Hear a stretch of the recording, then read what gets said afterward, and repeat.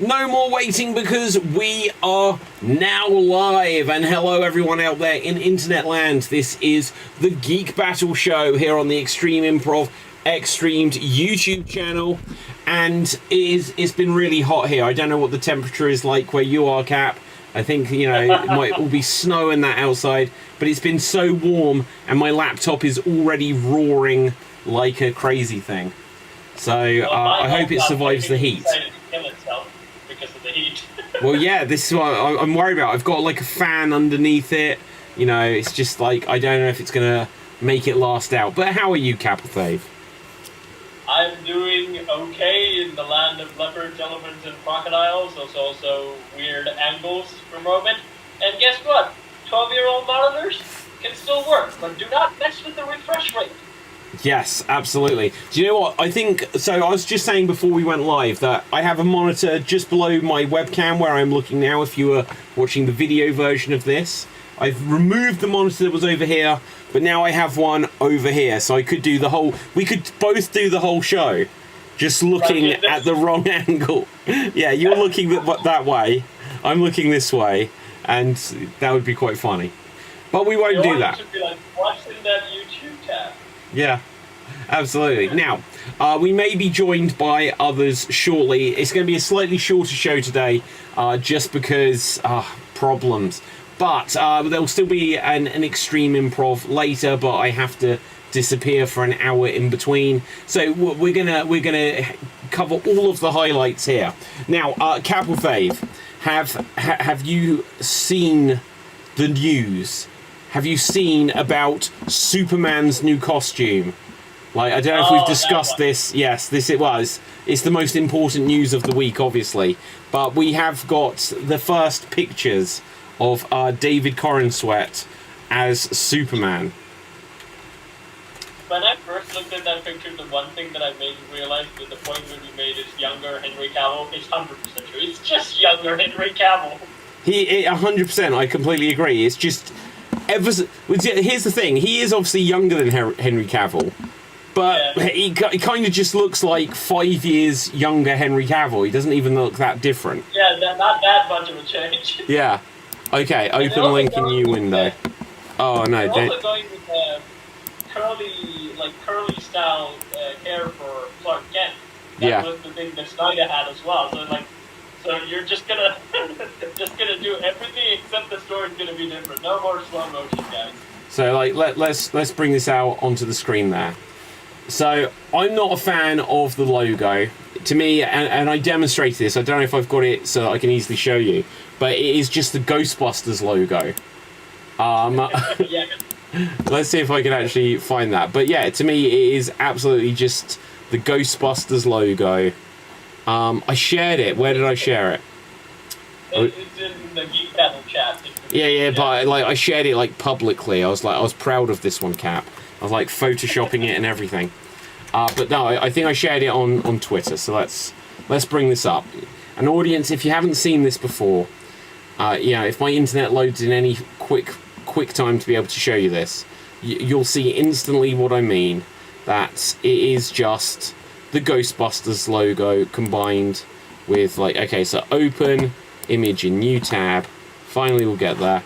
So for comparison's sake, here is David Corenswet as Superman, and if you pay close attention to his logo, busting makes him feel good.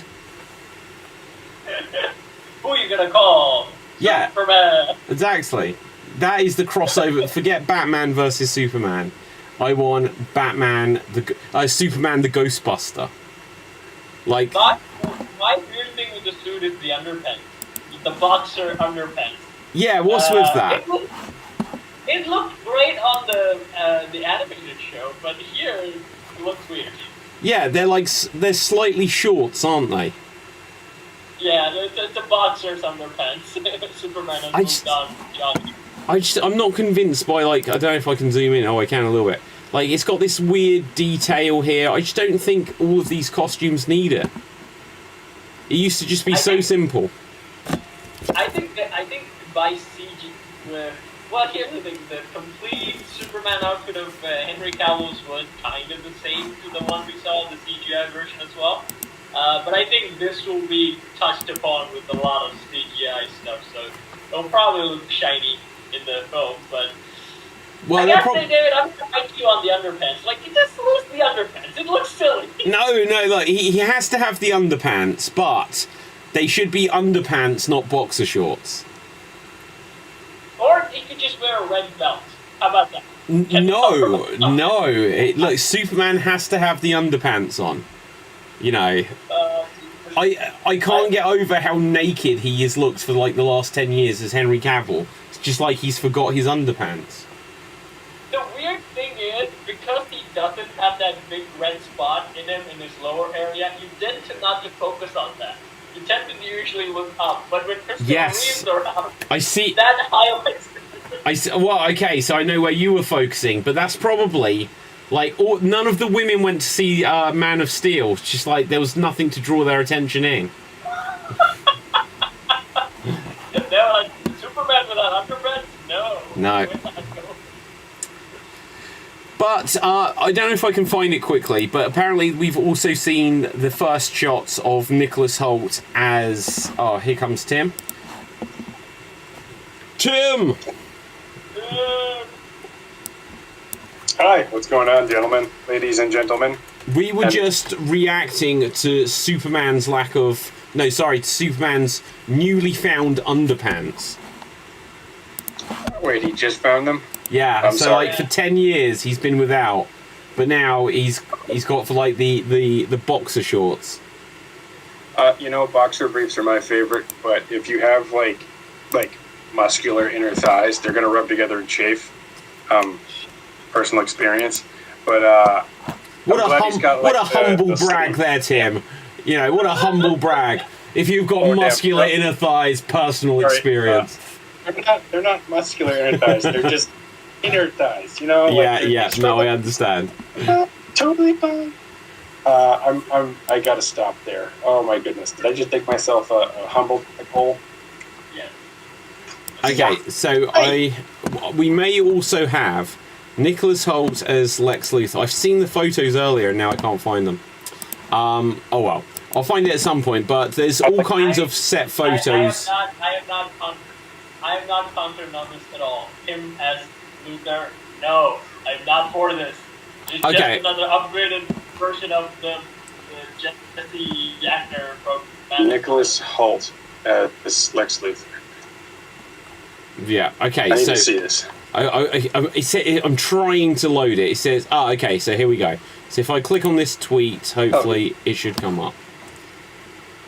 He just looks like a Vulcan without the pointy ears. Yes, essentially. Oh my god, Yeah, my his internet's so eyebrows slow. are like, meh, I am an evil billionaire. Is Jeff Bezos my inspiration?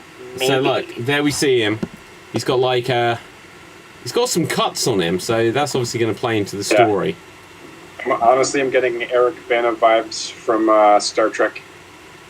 Yeah. The Chris Pine one. Yeah, absolutely. Oh my god, that is so a skull cap. Like, can you see that? Maybe it's wrinkles. Maybe they're putting wrinkles because he is slightly older, like Luthor. Wait, is he literally just wearing like a bald wig? I think so. That's ridiculous. Just shave your head, man. Unless it's for where they put on the makeup for the scar. But these lines, it's just different from the rest of his neck. Well, the red lining around the cuts are good. I mean, that shows that there's like some inflammation and it's an immune response. So, I respect that. I mean, can we not get more charismatic bald guys? Is there a drought on charismatic bald people? Just find a bald actor. I'm right here, guys. It's just because I always wear my Superman hat in support. There's Dwayne Johnson. Dwayne Johnson, yeah. Okay, so he's charismatic. Wasn't he Crypto the Superdog? I think so. And also Black Adam. And Black Adam, yeah. I know a bald guy who's a kleptomaniac, but I don't think he's charismatic. Oh. Pretty sure he's... We spoke about The Rock a little thing. The thing with The Rock is that he does not have a good director who will boss him around to be a better actor. so far people just let him to do whatever they want, and he's not actually pushing his skills in a sense. So I don't think he will be a cool like Lex Luthor. That's fascinating.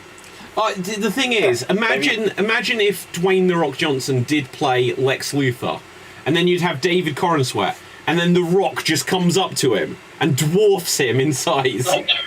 It's like, he doesn't need he's just like, I don't need kryptonite, you know. That would be kind of cool. Although, in the Superman the Animated Series, Lex Luthor was built. Like, he was only, like, slightly, I would say, not wider than Superman, but, like, height-wise and also body-wise, he was built. I would love to see Dwayne The Rock Johnson as Lex Luthor. I think that would be one of my favorite interpretations of the character outside of what the normal is, like Kevin Spacey-esque type. Yeah. See, I've said this on the show before. Superman Returns had the biggest wasted opportunity in Superman history. There was a kryptonite island. When Superman landed on it, they could have a fist fight, and they didn't do it. Like, Kevin Spacey gave him a punch and stab. No, it was like 2 moves. You know, Superman should have held his own. Other people beat him up. Other people beat him up already. So why does he need to do anything? Like, his henchmen, oh my god, an Indian dude beat him up. Well, I think there's I don't know if the idea was from here, but or from elsewhere, but Superman Returns is a movie where Superman doesn't throw a punch.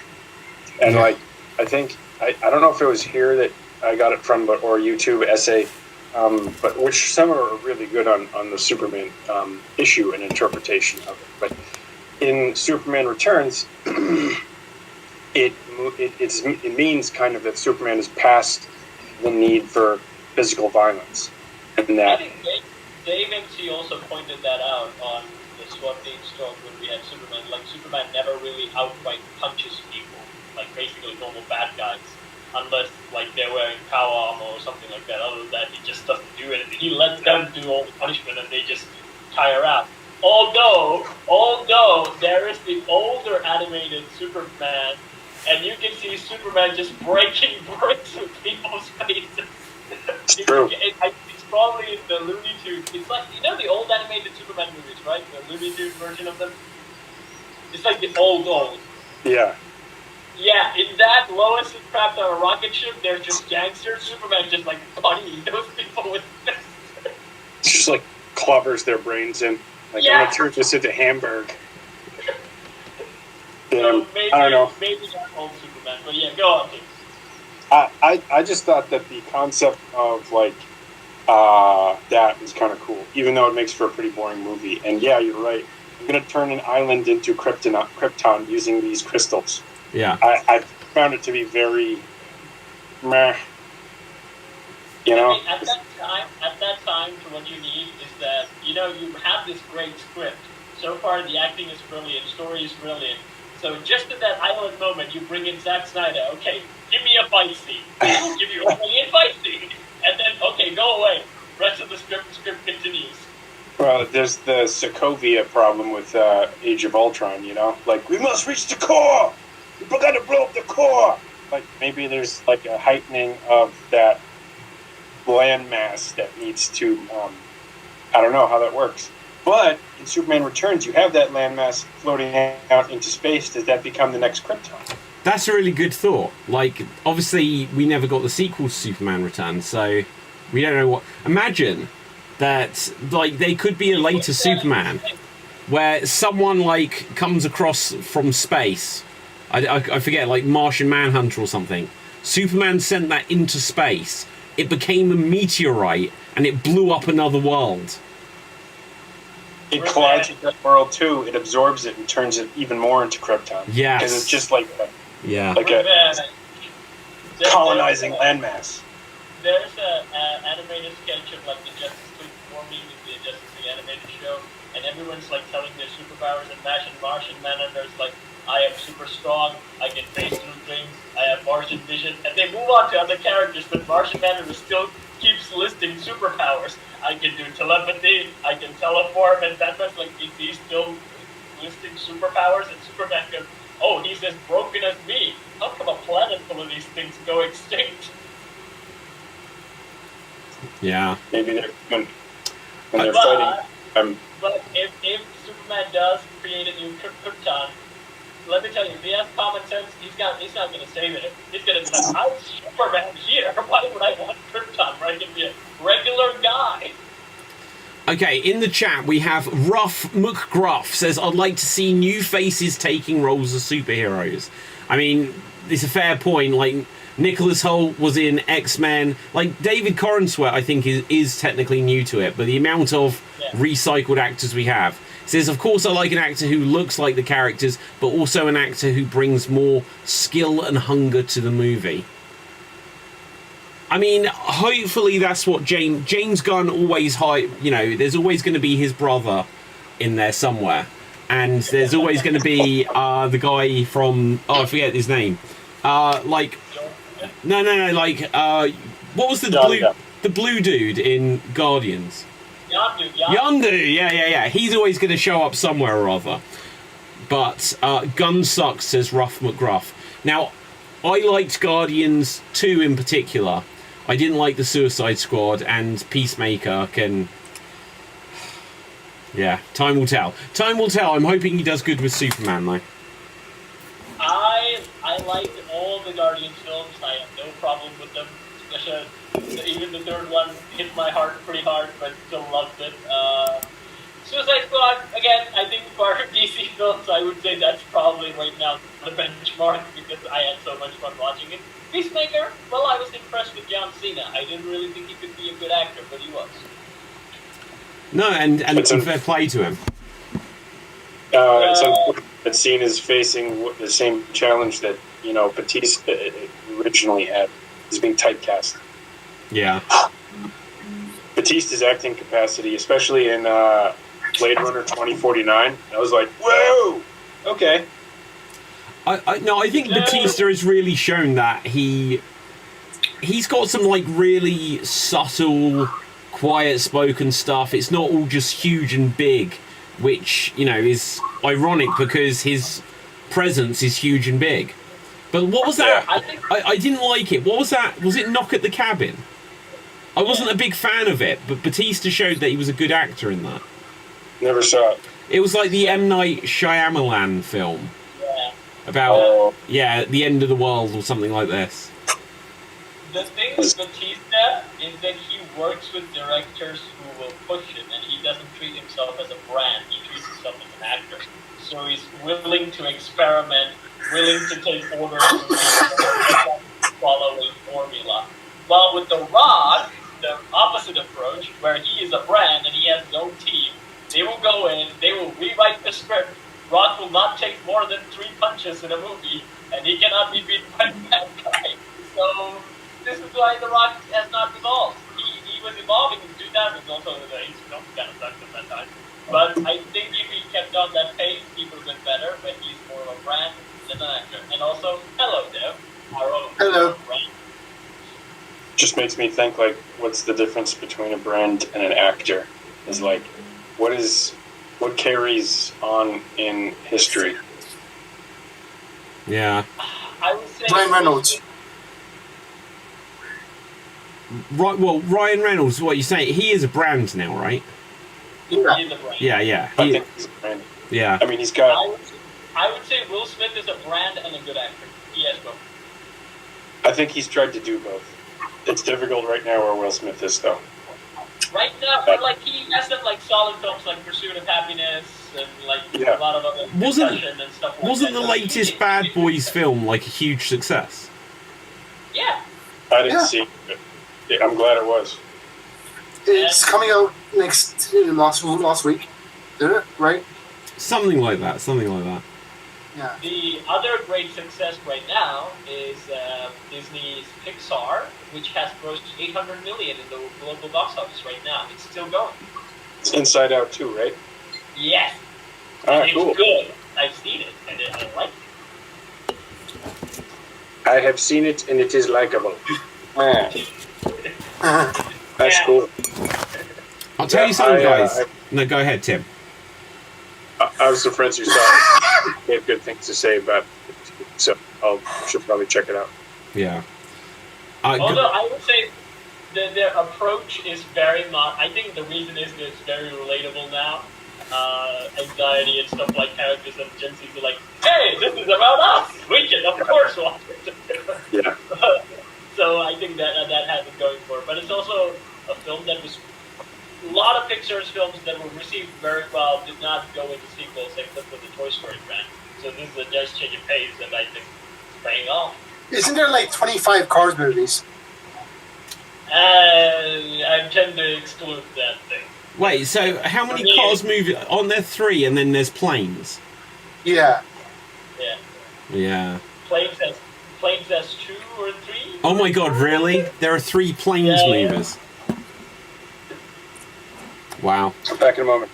Yeah, sure. All right. So, guys, something I have seen in the last week. We had the finale of Doctor Who, and I'm going to give a couple of thoughts on this, even if you guys aren't all up to date on it. The thing that's interesting is they changed the main actor, going from Jodie Whittaker. No. I mean, previously. David Tennant. Yeah. We went from Jodie Whittaker. They had the 60th anniversary where they brought back David Tennant, and then they introduced Ncuti Gatwa. And this season only had 8 episodes, and the reason why it's gone that way is because the first 3 episodes were obviously of the production run were the David Tennant ones. So this means that the introduction to the new Doctor is super short. And then, as I would have said a week or 2 ago, 2 of the episodes of this season were what they call Doctor Light episodes, where he was barely in it. And so it feels like it's over in such a flash, where not much has really happened with it. And I'll be honest, the season-long arc that they had is so funny that Disney are now funding Doctor Who, because it's like they ripped it straight. The big reveal, the big twist, is basically Rey's twist from Star Wars. That this character that's been a mystery character just turns out to be a no one, and her parents are no one, and she's not important at all. And it was like, how can you do the same stupid mistake twice from within the same company? Of introducing a character that's got a mysterious background, and then it turns out the reveal is that they're just a nobody. David, I've not seen the show at all, but so far the Acolyte has the same criticism going for it. And not only that, it basically takes away from all the films that are already established. You know that thing that there's a channel called Star Wars Lore or something, did a parody episode, you know, where Palpatine is corrupting Anakin about telling Darth Vader the lies about immortality and stuff. And then they kind of shoehorn in the new Acolyte thing. There are people who already kind of did that, like Star Wars witches or something like that. And then Palpatine and Anakin's like literally saying that lore. Oh, I heard of that stuff. It happened in the previous thing called Acolyte, and Palpatine's like, what the heck are you talking about? Gosh. It breaks the whole lore. I don't know. This is a real problem that I think that a lot of shows and movies have got, where they're all really excited that, oh wow, we're going to do prequel stuff that's going to change everything that we've already established. And I look to Star Trek as the biggest example of this. You did The Next Generation. Please, someone, just do The Next Generation at some point. Don't always change what already exists and confuse it with tons of plot holes and contradictions. Just do the next chapter of all of these stories. You know, like, people have been growing up with them. It's nice to throw in the occasional prequel. But if you're just going to say, well, actually, there were 50 Doctors before the first Doctor, and here is like 7 prequel Star Trek series, and every single Star Wars show that we make is going to be a prequel set in between, because now they had the prequel Star Wars, and then they were like, well, now there was 1, 2, and 3. Then there is Rogue One, and then there is 1, and it's like, what? And then they're like, but now we have these other shows that fit in between the prequels, and the other prequel that fit in between the other prequels. And it's getting so confusing. Just do the next chapter. Just do the very next chapter of where it ends up in 100 years' time. You see, the funny thing about that is, Star Wars did the same thing with Discovery and Brand New World. Oh no, absolutely. Yeah, absolutely. That's what I mean. Like, when Star Trek did Enterprise, it's like, okay, we're going to show, like, the first Starship Enterprise. But then, like you said, when they made the films, and it's like, we're going back to Captain Kirk. It's like, okay, fair enough, because you're going to re-establish this for a film series. But then all of the TV shows, they finally did Picard, which is a sequel to The Next Generation and Voyager and all that, but literally just by like 10 or 15 years, because the actors have aged. It's like, just do the next generation. Yeah, I love how they struggled to put in Brent Spiner, because he's the one that noticeably aged. Yeah. Oh, it's the weird thing. It's like Red Dwarf with the character Crichton, who's like a robot. And when they brought it back after like 10 years, it's like a lot of them look like they'd aged a bit, but it's like the robot looks like it's gained weight. And then when they did it like the next 2 seasons, it's like that robot's really gained like a lot of weight around the middle, and he's got wider in the face as well. You know, and he's a robot, and he shouldn't do. He's been loaded on that motor oil. Well, exactly. You know, but absolutely the same with Data in Star Trek. Yeah. But I think you can still do prequels, but as long as you don't break your own law. I think that's why I like the tone. Okay, so Kat, I have a perfect example of that. Yeah. Where they did it really well. And you're gonna laugh what it is. Young Sheldon. Wow. What? Young Sheldon. I never watched it. Did they break their own law, or was it good? No, they didn't. They made it better. Like, they stuck to it. They made it better. They even kept like the timeline perfectly normal as well. Yeah. I mean, I don't know enough about the Big Bang Theory to say it's 100% because I think like the purpose of a prequel is when we've heard about like events, it's a case of, hey, this is a chance to actually show you them. And along the way, you can put in like, oh, so this is how this character... Like, I love the Lion King 3 or the Lion King 1.5. Yes! Where you find out, it's like, oh, so that only happened because they were there and we didn't see it. And stuff like that. That's great. Yeah. But when they were like, well, we're just doing our own thing now, so, you know, the old show, it doesn't matter, this is just something completely different.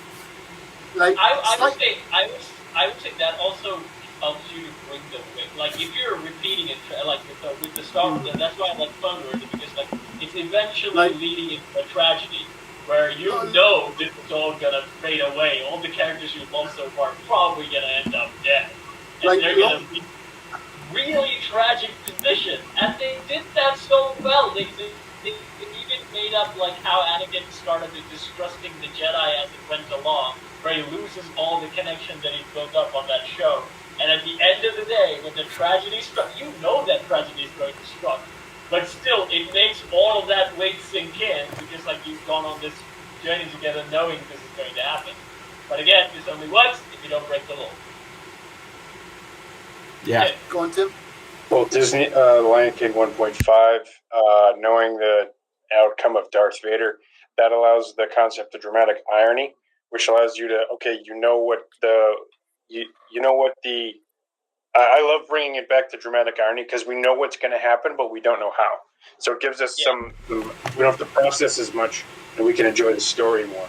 And, you know, prequels might be good for that, but you're right, David, it would just be good to see more story in the sequel or further down the timeline. Guys, I'm gonna give you an example of how you can have like good world building and stuff that well, okay, so using Lord of the Rings as the example, when they made the Lord of the Rings films, it's because they couldn't get the rights to make The Hobbit. And so it's like the rights to The Hobbit were tied up elsewhere.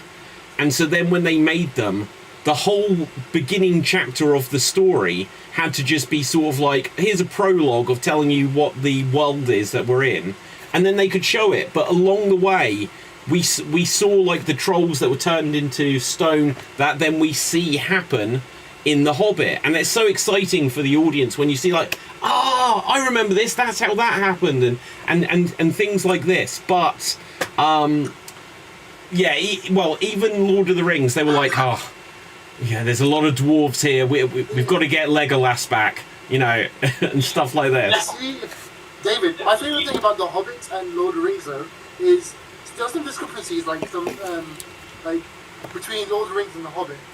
Like, it didn't make sense, right? So you know what he said? Like, in canon, Yeah, go on. the reason it doesn't make sense is because Bilbo lied. Yeah. Absolutely. Well, do you know what?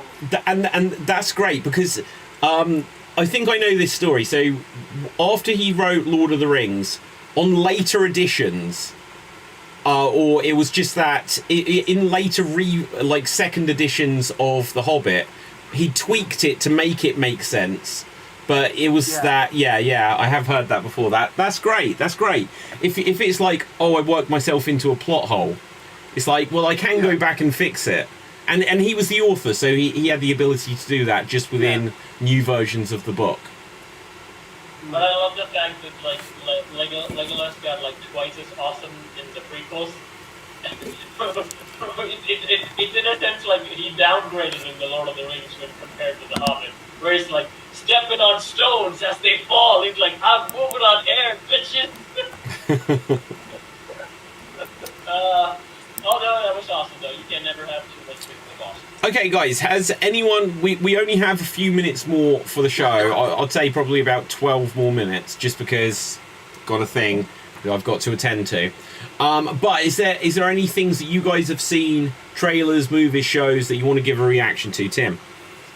I've been watching The Expanse, and I love all the characters in it. My favorite character is Roberta Draper, who is her character. It's just like get her done, like get stuff done, and it's like, it's so cool to see Roberta Draper, Bobby Draper kick ass. She's like, and like the music where she's in her like Spartan suit. Honestly, they should have made Halo. They should have got the person who wrote Roberta Draper's character development arc in the TV show and like put them in the Halo series. Would have been so much better. Yeah, absolutely. I've seen the Mufasa trailers, and I'm really, really pissed off. I don't want this to happen. What, the whole movie? I think it's going to be a series, right? Mufasa's going to be a series. Not a clue. It's going to... They got a weird angle, like saying like Mufasa's an orphan, and somehow became a king. Like, what are you talking about? He has space dads all over the sky. He's been the long-reigning king. That's how the story went. I never liked the designs that they did, like even the realistic lines that they went with. I really hated the Mufasa. If you look at the old animated films, like each lion has like very distinctive design, and real lions can't have that. Like I've seen documentaries where lions look kind of very different, the mane color and stuff like that, which they did not do at all. And Disney, you still keep doing the boring, realistic thing. Why can't you upgrade and do some The stuff? weird thing, though, is they did the Jungle Book just before, and, like, Baloo looks great. Awesome. They've got personality. That was awesome. Yeah. See, the thing is, the solution is right there, and they refuse to do it. You know how you make money with Mufasa? Make it animated. And also the other thing is like Mufasa, like I've been saying this before, Simba is the pushover, Mufasa's the man, okay? And we're gonna get Mufasa's story. Why don't you give us an animated series that would have been so perfect? You know how X-Men went. You could have done it. Why? See, I'm gonna be an outlier here. I don't want a Mufasa series. I want a Scar series. Ooh. I want to see how he got screwed over. Yeah. Because Mufasa is like the king, and I think they will cover that in here as well, but I think they already do the Lion Guard, and the story was the weird thing, like Mufasa basically apparently means king, right? Yeah. And Really? Scar's original name Taka means trash. So you named one son king and the other one trash. That's tough. Assadie, okay? The Mufas's dad's name is Assadie, and he basically said, son, I'm gonna love you with all my heart. I don't even care about that one. But you know the weird thing with lion societies? The lions with the black mane tend to be the most biggest and the most aggressive. The ones They with the light exist? mane. Let's look it up. So a lion with a black mane.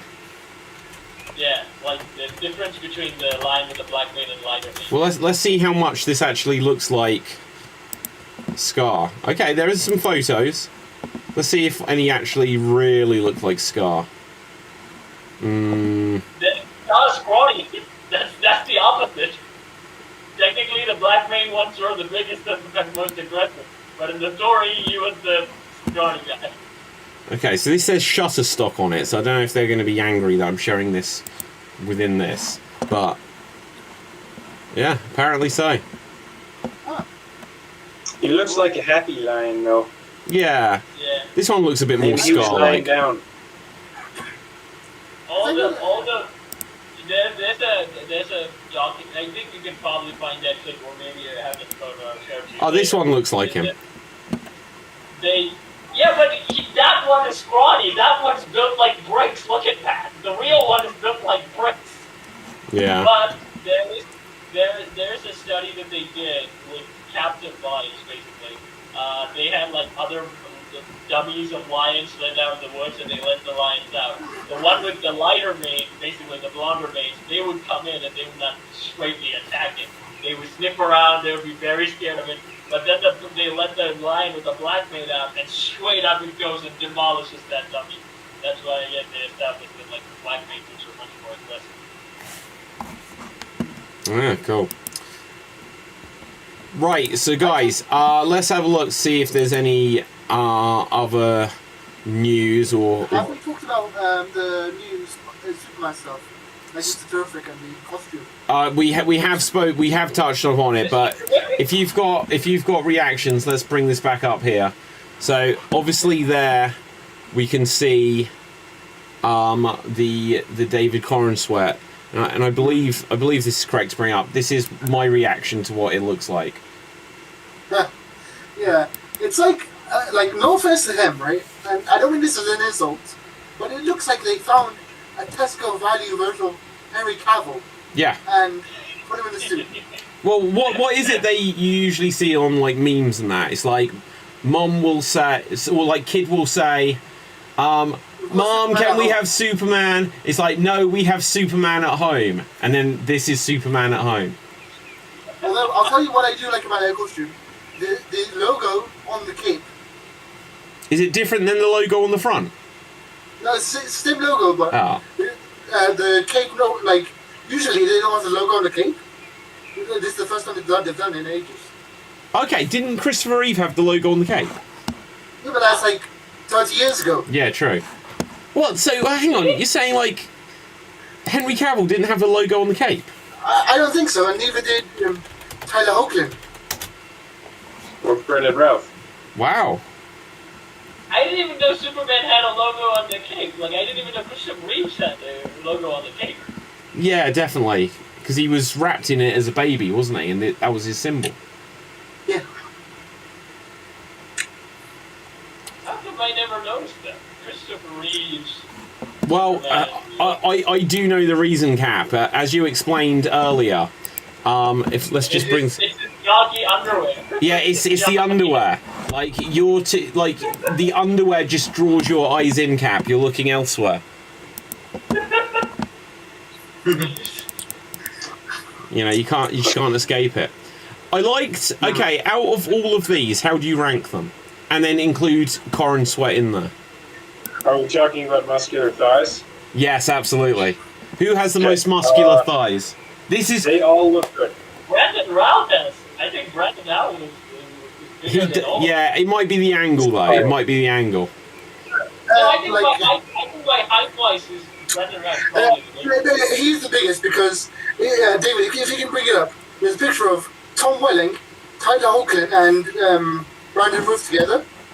Okay, hang on. And, like, I'll do my best. He's big. Brandon Routh's big. He's like 6'5" or 6'8". yeah. Okay, I think let's he's have a look. probably the accurate Superman, I would say. Considering And that all height. bodies are good. You don't have to be tall. You don't. It's okay to be short and all that stuff. Just to make sure we're all covering that. Well, speaking of which, Tim, the best Superman is the one in the middle here. So Yeah. that's David Corenswet in the middle, and then we have the other Supermen around him. Honestly, who's the guy on the right with the This cool one. Cambridge uncle beard? Yeah. So that's That's Tyler. yeah. Okay. He looks the happiest. Like he just came out of like a Whole Foods buffet and got like just bacon or whatever. It's weird as well. He's the most recent, yet he looks the oldest. He does. Brendan Routh hasn't aged. Yeah. Brandon Routh actually got a little younger, I think. Yeah. Tom Welling actually got younger. I actually thought like Brendan Routh was Christopher Reeve's son when I saw him on Superman Returns. I thought that person must be his son. Like he looks so much like Christopher Reeve. Yeah. Yeah. Oh no, I spoke to him about that, and he said that they purposefully made it look like him because that movie was supposed to be the sequel to the Christopher Reeve movies. Yes. Oh yeah. He left. Do you know what? That may be one of the early examples of a sequel that ignores later sequels. Because that's become so popular nowadays, like with Terminator and Halloween, and they were going to do it with Alien. But Superman Returns is a sequel just to Superman 1 and 2, and ignores Superman 3 and 4. It ignored Nuclear Man? It did, yeah. Shame. But it was for a really silly reason as well. Because Superman slept with Lois Lane in the events of Superman 2, they had to say, well, that's when they slept together, and so that's when Super Baby could be born. And so just for that reason alone, Richard Pryor got like erased from Superman history. But didn't he sleep with her after he gave up his powers? Ooh, maybe. Or maybe he slept with her and then was like, okay, this works for me, I'll give up my powers. He had to be sure. No, it gets even weirder because that Superman Returns Superman, it comes back in Crisis of Infinite Earths on the CW Arrow and Flash. Oh. Wait. Oh yeah. Brendan Routh Superman Returns on for that Crisis of Infinite. Yeah, because Brendan Routh is already on the CW universe as the That's Atom. cool. So they had him reprise his role as Superman Returns Superman in Crisis. Yeah. Okay, so we're going to have to wrap this in just a minute, guys. But what the weird thing about that is within that, he mentioned, because he gets into a fight with like the modern Tyler Superman, he actually mentions, oh, I once fought myself before. And it's like, no, you didn't. They decanonized Superman 3. So... Yeah. He may have done it in the animated. Well, yeah, exactly. Or perhaps this was just a very similar Superman Returns Superman, but not the exact same one, where somehow Superman 3 still happened. Who can say? Yeah. Right, guys. We're going to have to wrap this, I'm so afraid to say, but we'll hopefully be back for a proper length show next week. But let's find out where we can find everyone and any geeky recommendations, starting with you, Cap. You can check me out on Swap These, where I sing and I dance, I cover some bucket, and I work with puppets, and recently uploaded a video on Father's Day. What if Mufasa was a better dad? Yeah, I went there. So check that video out, and you can also check out other videos where I pay tribute to Mufasa, and also matched up the lions of the Pride Lands against Shere Khan, the Jungle Book. So 3 videos, go check them out, and there'll be another video about Inside Out this week. If all goes well with my computer. Okay. Tim. You can find me at Potato Based Economy on Instagram. I don't post a lot there right now because I'm busy with Providence Improv Guild and helping out with that improv group in Providence, Rhode Island, the smallest state in the United States. And also you can find me here just every once in a while. And Dave, thank you so much for the opportunity. Pleasure as always, Tim. Dev. You can find me on Twitch and TikTok under the name HWDAT. And my geeky recommendation this week is Axel F, the new sequel to Beverly Hills Cop, coming out next week. Ooh, I definitely want to check that out. Okay, so my name is David Psansky. Find me on Facebook, Instagram, and Twitter at David Psansky. But check out everything Geek Battle Gaming, and Extreme Improv on all of the channels. And my recommendation is, if you didn't see it, Nick in the comments how much longer are we about to go. We are wrapping things up here, but I would recommend you catch up with what they've done in Doctor Who recently. Okay, so until next time, stay safe, always stay extreme, live long and prosper,